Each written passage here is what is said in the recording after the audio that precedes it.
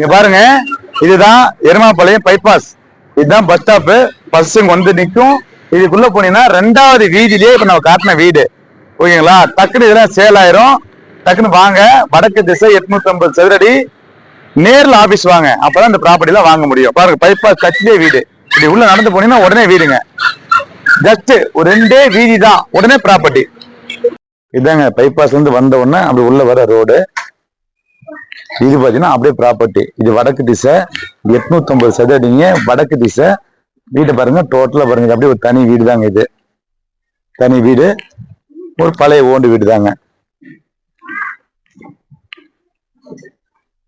நீங்க உள்ள வந்த உடனே பாத்தீங்கன்னா இது அப்படியே கார்டனுங்க. கார்டன் டைப்ல இந்த வீடு இருக்கும். பாருங்க, இப்போ ஓட்டு வீடுனாலும் பழைய ஓட்டு வீடுனாலும் அப்படியே குடியிருக்கலாம். ரெடி பண்ணி குடியிருக்கலாம்.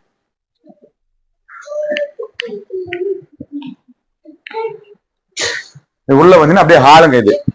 இது டோட்டலா இது அப்படியே ஹாலு. இனி ஒரு பெட்ரூமாவும் இதை யூஸ் பண்ணிக்கலாம். இது ஒரு பெட்ரூமாவும் யூஸ் பண்ணிக்கலாம்.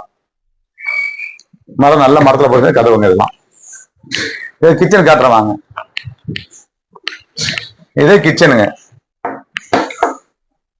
மொத்தம் இது 850 சதுரடிங்க. இது வடக்கு திசை. மேற்கொண்டு பேசணும் அப்படின்னா நேர்ல ஆபீஸ் வாங்க, இதை பத்தி தெளிவா பேசிக்கலாம்.